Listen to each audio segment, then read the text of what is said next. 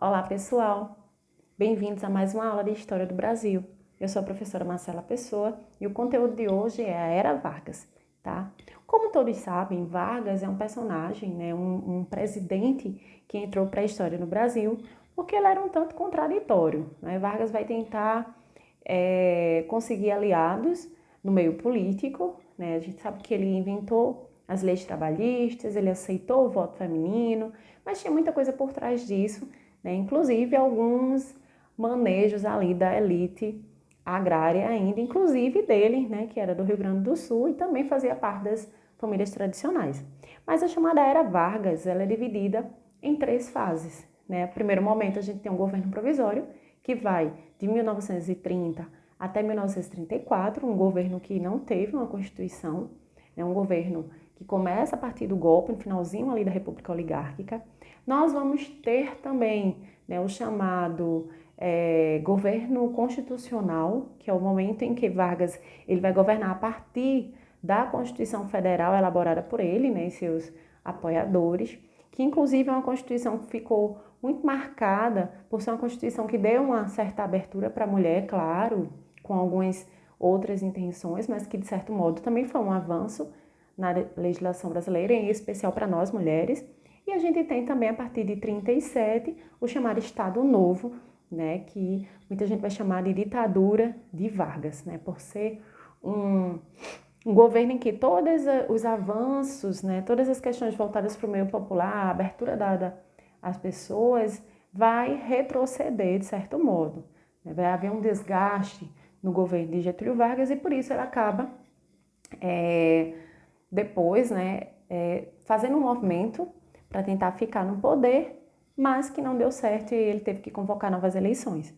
Então, a Era Vargas é um período muito extenso, claro, que se a gente fosse gravar aqui detalhes, o vídeo ficaria muito grande e muito cansativo. Então, a gente vai focar principalmente naquilo que tem caído nos vestibulares, em especial o Seriado 3 e o Enem, tá? Então, começando pelo governo provisório, esse governo que vai de 1930 até 1934, nós vamos ter um governo em que Getúlio Vargas ele precisava ter controle da situação.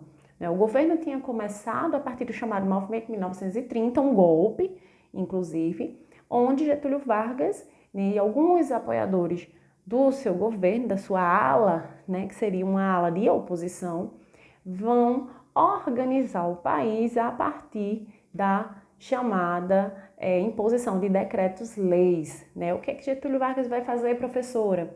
Ele não vai governar de acordo com a Constituição que existia. Inclusive, vale uma ressalva, a Constituição que nós tínhamos até então era a Constituição feita lá na época de Deodoro da Fonseca, na República da Espada, tá? É a mesma Constituição que vai ficar durante todo o movimento da República Oligárquica, e depois, quando Vargas entra, ele vai ter que elaborar uma nova Constituição, né? Inclusive com muitos avanços que até hoje a gente ainda usufrui de muitas questões que foram elaboradas naquela época. Então, a partir dessa Revolução de 30, o governo ele começa a se organizar nos estados, não através de governadores dos estados, né? Os governadores dos estados, eles têm o seu governo temporariamente suspenso e aí em seu lugar a gente tem os interventores nomeados por Vargas, né? Inclusive, o estado que mais teve problema com o interventor foi justamente o estado de São Paulo. Por quê, professora? Uma questão muito simples.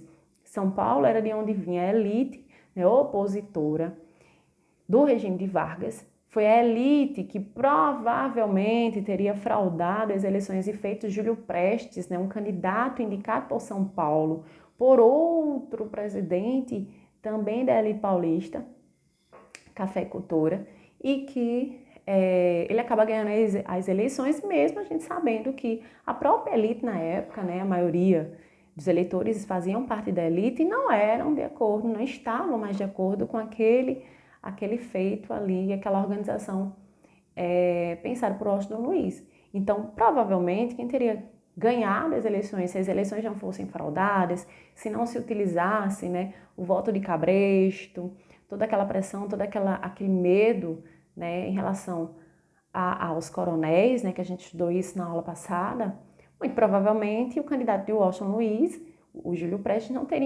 não teria vencido a eleição. Mas aí, Quando Getúlio Vargas dá o golpe de governo justamente com o seu grupo, principalmente, né, piorada a situação com a morte do seu candidato a vice, o João Pessoa, né, que vai ali, não tinha uma questão direta em relação ao governo federal, mas que, de certo modo, influenciou também, né, eles vão utilizar isso como um álibi para a Revolução de 30, né, assim chamada por ser um momento que vai ter algumas mudanças radicais na questão política do país, em especial quebrar a política do café com leite. E aí esses interventores, eles são nomeados para os estados para se ter, né, um controle. Os próprios, uma ala dos tenentes vão apoiar esse movimento, então a gente vai ter Getúlio Vargas fiscalizando todos os estados, né, retirando os governadores, independente se fossem a favor ou não dele, e colocando interventores. Em São Paulo, os interventores que vão ser nomeados, cerca de 4 interventores, eles vão ser nomeados um após o outro, não agradavam os paulistas. Então, os paulistas eles vão começar um movimento de oposição. E, dentre as várias questões, eles vão organizar uma revolução em várias partes do estado, inclusive buscando apoiadores de outros estados para acabar com o governo de Vargas. E esse movimento ele fica conhecido como Revolução de 1932 ou Revolução Constitucionalista de 1932. Por quê? Porque além de querer que o interventor de São Paulo fosse novamente trocado e fosse colocado em seu lugar uma pessoa apoiada por Washington Luiz, e de maneira geral, não só Washington Luiz, ex-presidente, né, que vai ser colocado para fora do poder, mas em especial a elite de São Paulo, a gente vai ter muitos estudantes no movimento, a gente vai ter uma exigência que se tenha uma nova Constituição para que o governo se torne um governo legalizado, mas na realidade o problema ali era pessoal, era questão política, eles queriam um interventor que fosse de acordo com aquilo que os paulistas queriam, em especial os cafeicultores. Vargas acaba entrando, né, nessa revolução, nesse movimento. A gente vai ter muitos conflitos do governo contra universitários, né, estudantes, filhos da própria elite de São Paulo e pessoas comuns também tropas, né, que são organizadas pelos cafeicultores. E aí esse movimento fica insustentável. Como Vargas também não podia virar um inimigo ferrenho desse pessoal, o que ele vai fazer? Ele vai fazer um acordo, né, depois de muitas mortes, muitos conflitos. 4 estudantes, em especial, filhos da elite, né, eles vão ser mortos no movimento, então isso vai ganhar uma repercussão muito negativa para o governo, muito ampla. Então Getúlio Vargas resolve, né, organizar uma Assembleia Constituinte, né, em 1932 e também trocar o interventor de São Paulo, e isso ele faz e dá, né, aquela acalmada no movimento. Claro que ele continua tendo uma certa oposição, mas vai acalmar um pouco os ânimos.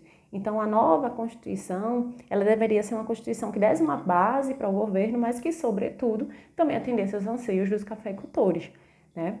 Nesse momento, em 1932, a gente também vai ter outras questões muito interessantes, né? Para quem não sabe, agora há pouco a gente falava sobre a questão das mulheres, o avanço das mulheres em relação às eleições, né? Nós tivemos eleições municipais, nós tivemos mulheres se candidatando, mulheres ganhando também em algumas cidades, algumas vereadoras, algumas prefeitas, mas isso não existia aqui no Brasil. Então a mulher ela não tinha essa liberdade, ela não conseguia muitas vezes sair de casa nem sozinha. Imagina votar. Então, algumas datas interessantes, alguns movimentos interessantes, eles surgem no país justamente nessa década de 1930, né, governo de Vargas, eles estavam acontecendo em outros locais do mundo e eles acabam chegando aqui no Brasil também. Um deles é a luta, né, pelo sufrágio universal, né, aquela questão de homens e mulheres votarem, né, as mulheres elas queriam participar também da questão da política, e elas fazem, inclusive, um abaixo-assinado e levam lá, né, nos deputados, senadores, chegam lá, né, exigindo participação política, e eram mulheres, muitas delas da classe média e da classe alta, que estudavam, né, tinham acesso à educação em certo sentido, e elas queriam essa independência. Então, a gente vai perceber um aumento, né, dessa luta das mulheres pela questão do voto, mas não somente por isso, mas também por se candidatar, ocupar cargos importantes. E é nesse momento que as mulheres, inclusive, eu até comentei em sala, né? As mulheres, elas vão buscar, né, concursos públicos, buscar sua autonomia, mesmo sua independência, inclusive mulheres da classe média, muitas de classe média. Então, Vargas, ele viu nesse momento uma questão interessante, né? Vargas ia nessa Assembleia Constituinte, ele vai pedir, né, ele vai colocar nessa Constituição o voto secreto. Então, ele precisava ter muitos eleitores. O que ele faz? Ele coloca ali como uma questão importante na Constituição, para a Constituição, né? A Constituição ainda ia sair. Aí, em 1932, ele coloca aí, ele organiza, ele elabora as primeiras questões em relação à justiça eleitoral. Justiça eleitoral, que é tão comum a gente falar hoje, né, de fiscalizar, o voto é secreto, não pode fazer boca de urna, não pode, hoje que existe celular, não pode entrar com o celular na cabine de eleição, coisa que antes de Vargas nem se imaginava, né? É uma questão do voto secreto, todas as pessoas sabiam quem você estava votando ali, existia uma fiscalização. Então Vargas, ele vai lá, ele aceita que as mulheres comecem a votar, claro, com segundas intenções, as mulheres eram em maior quantidade no país, muitas mulheres de classe média, elas buscavam realmente o estudo e não um trabalho braçal, né? E aí as mulheres começam a ocupar cargos como professoras, muitas delas na rede pública de ensino, organizada por Vargas. Vargas acaba exigindo que toda criança, se fosse hoje, em processo de alfabetização, né, de letramento, aprender a ler e escrever, essa criança tivesse uma vaga na escola, ou é uma lei, inclusive, que existe até hoje, e aí ele abre isso, ele queria formar mão de obra, né, mas de certo modo isso era muito bom para a classe popular, porque a classe popular começa, então, a também ter direito, né, ao acesso à informação, também vai se formar para encontrar um trabalho, sair do campo. A gente tem um crescimento das cidades, né? Vargas, em particular, ele tinha uma preocupação muito grande com essa questão nacionalista da economia do país, então ele queria criar postos de trabalho, queria industrializar o país e para isso ele precisava, obviamente, formar mão de obra. Então as escolas públicas aumentam em quantidade, as mulheres começam a ocupar esses cargos, porque os homens, eles vão, boa parte deles, para as fábricas começam a aumentar em quantidade e juntamente com a entrada da mulher no mercado de trabalho, principalmente ocupando cargos como professora e, posteriormente, né, como enfermeiras, né, eram 2 cargos que as mulheres, de certo modo, vão se destacar nesse momento. Com o surgimento da justiça eleitoral, a gente vai ter também uma reorganização naquele modelo político que se tinha. Então, é oficialmente a Assembleia Constituinte pensando numa quebra, né, para que não houvesse uma volta para a República Oligárquica. A gente tinha um representante da oligarquia no poder. Vargas era um representante da oligarquia, mas ele não ia novamente fazer, né, aquele jogo político que se tinha e ficar à mercê de São Paulo, né, dos cafeicultores paulistas. Então, as mulheres começam a ter o direito a acesso à eleição nessa época aqui no país, e tem um detalhe importante: as primeiras mulheres, elas não podiam votar de toda forma, elas precisavam que um pai, um marido permitisse que elas votassem, não era obrigatório o voto para as mulheres, e mesmo assim elas precisavam, né, que algum homem da família ele desse essas condições para que ela votasse, né, bem diferente do que a gente tem hoje, né, desse processo de empoderamento. Mas ali já era o início da questão do empoderamento, o feminismo, que, ao contrário do que muita gente pensa, não é contra os homens. O feminismo também não é, o oposto ao machismo, né? Isso foi pauta já de algumas aulas, e aí a gente pode até depois fazer uma aula sobre isso, né? Em especial, eu tive um contato com alguns pesquisadores e pesquisadores desse meio aí do feminismo. Eu li bastante sobre isso, e a gente, quando lê, a gente percebe que o feminismo ele começa lá atrás, né, na luta pelos direitos das mulheres, em especial a questão do voto, e depois a ocupação do mercado de trabalho, o direito trabalhista, assim como os homens também. Então, vai muito de encontro ao que as pessoas pensam, né, de que seja essa ideia de feminismo. E aí, Vargas, né, ele começa a ganhar muitos adeptos, muitos apoiadores. E quando a Constituição, em 1934, ela fica pronta, começando então o governo constitucional, Vargas, ele vai começar aí com as primeiras leis trabalhistas aqui no país. Ainda não era a CLT, tá, que a gente conhece, mas era um grande avanço. Lembrando que as leis trabalhistas aqui no Brasil, elas eram leis urbanas, então não eram leis para o trabalhador do campo. O trabalhador que estava nos cafezais principalmente, da cana-de-açúcar, do algodão, do cacau, esse pessoal, eles que trabalhavam nas fazendas de uma maneira geral, para os coronéis, esse pessoal, eles continuavam trabalhando sem direitos acertados pelo governo. Mas em meio urbano, com os movimentos operários também que começam a surgir aqui no país, com os anarquistas, com os socialistas, né, essas ideias que surgem na Europa e começam a se espalhar pelo mundo, a gente começa a ter uma necessidade, de certo modo, de organizar essa relação patronal, né, patrão e empregado, essa relação, que é uma relação capitalista, nós sabemos disso. E a Constituição de 34, ela é muito bem, né, digamos assim, entre aspas, aceita entre as mulheres, né, como eu já disse, pelos motivos pelos quais falei, e também pelos homens pobres, operários, que começam a ter seus direitos trabalhistas, né, aparentemente garantidos. Por que eu digo aparentemente garantido? Até hoje aqui no Brasil a gente avançou tanto na legislação e mesmo assim a gente ainda há muito o que avançar. E muitas vezes a gente encontra pessoas trabalhando em situação análoga à escravidão. Então imagine vocês, né, lá no passado, 1934, né, faz muito tempo, inclusive é nessa época que a gente tem também a criação, né, do Dia dos Professores. Né? Depois vocês pesquisem direitinho, foi uma professora, deputada, negra inclusive, que vai começar a pensar sobre a questão do Dia dos Professores. É bem interessante a história. Mas voltando para Vargas, a gente vai ter no governo Vargas, né, nesse governo constitucional, a oficialização de que o Brasil ele continuava sendo um país presidencialista.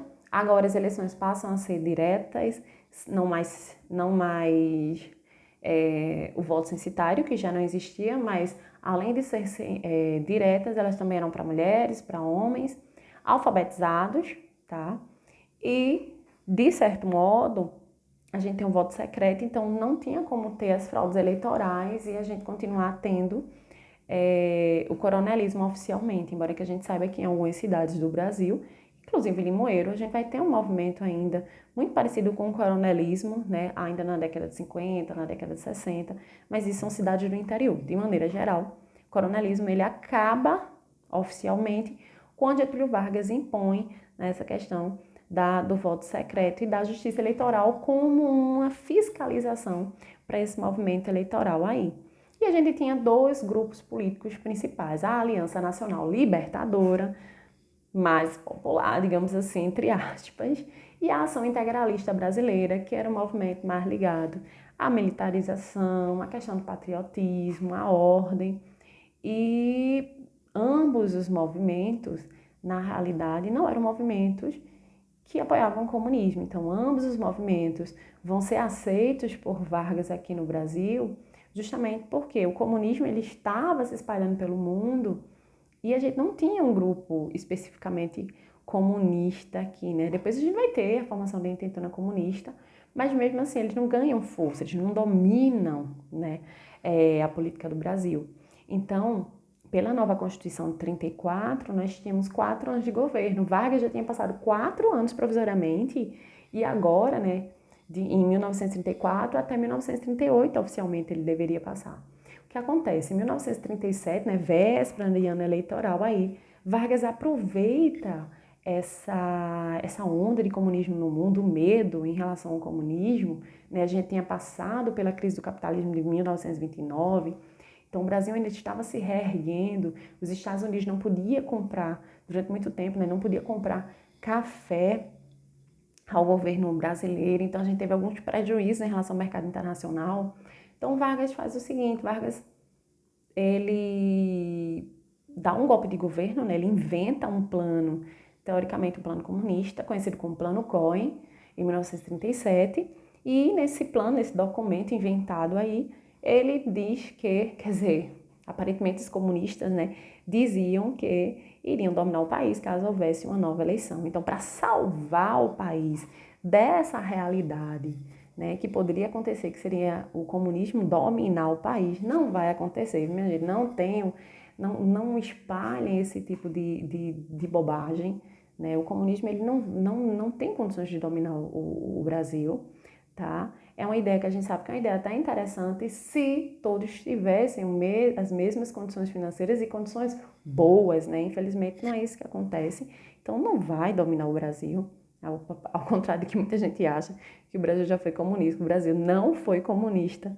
tá? O Brasil já foi monarquista, ele já teve ditadura, mas comunista ele não foi, tá?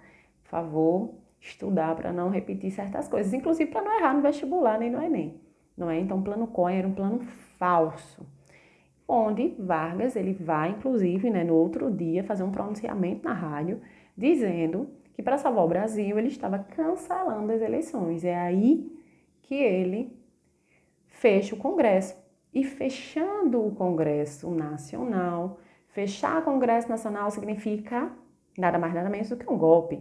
Então ele dá um golpe de governo em vez de convocar novas eleições e ele fica aí de 1937 a 1945, né? Inclusive ele vai estar aqui no Brasil governando, né? Dominando mesmo como um ditador quando acontece a Segunda Guerra Mundial.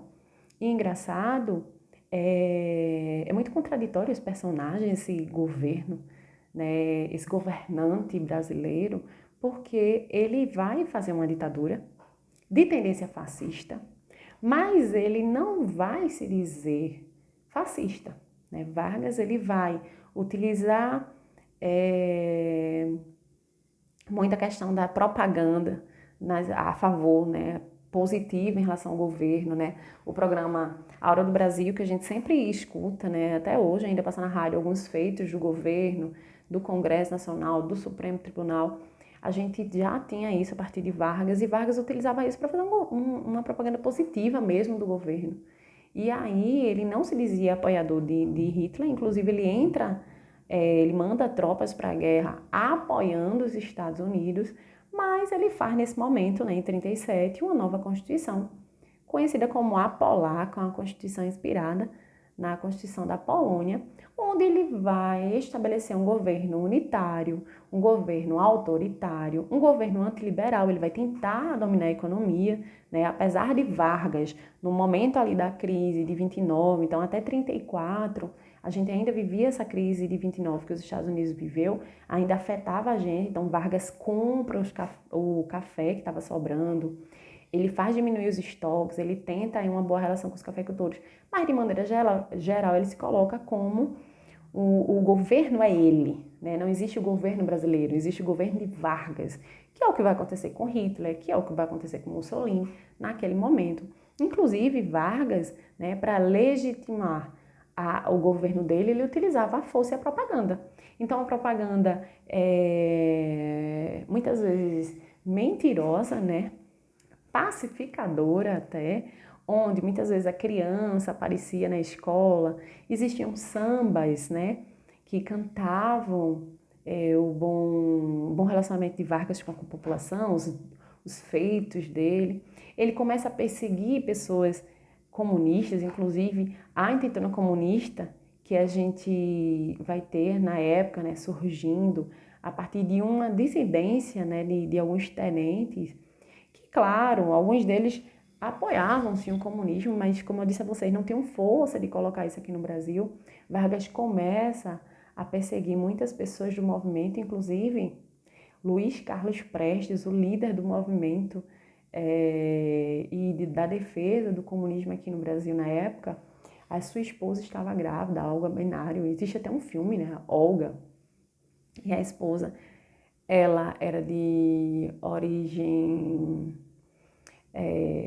judia, então ela vai ser enviada para a Alemanha, apesar de Vargas não se colocar como fascista, dizer que não apoiava Hitler, mas ele manda Olga Benário para lá, né, como esposa de um líder comunista, digamos assim, e ela vai ter a sua criança no campo de concentração. E ela morre, inclusive, no campo de concentração. Esse filme é bem interessante. Vale a pena também depois vocês darem uma lida, né, na sinopse aí do filme. E vocês vão perceber que Vargas, ele realmente vai, durante o governo de 37 a 45, ele vai, de certo modo, retroceder aquilo que ele tanto avançou durante o período constitucional dele, né? As mulheres que se colocavam em busca de seus direitos, elas começam a ser perseguidas, a serem presas. Os sindicatos, né, que através das leis trabalhistas, eles começam a ter força aqui no Brasil, mas força de luta mesmo pelos seus direitos. Eles vão ser controlados pelo governo. A gente vai ter Getúlio Vargas, inclusive mandando, né, tropas do governo brasileiro para a guerra, só que a gente estava com um problema financeiro, né, econômico muito difícil.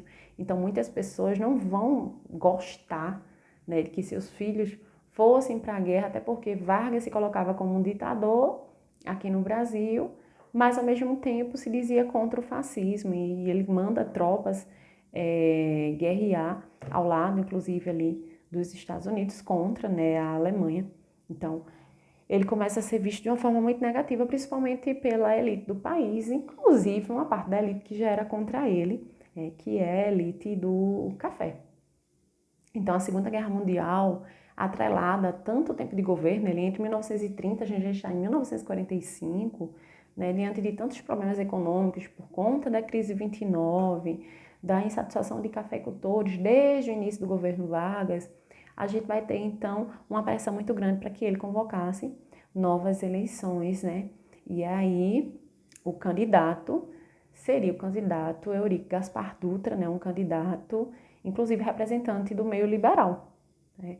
Vargas realmente cresce a economia do país na época, ele investe na infraestrutura, mas, em contrapartida, ele não queria sair do governo.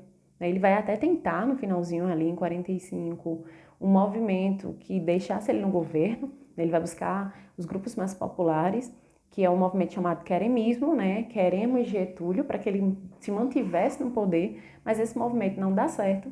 E aí Vargas, ele acaba cada vez mais tendo problema em relação à oposição ao governo dele. Então a gente vai ter aí uma pressão muito grande em cima de Vargas, ele começa a aceitar novos partidos políticos, né?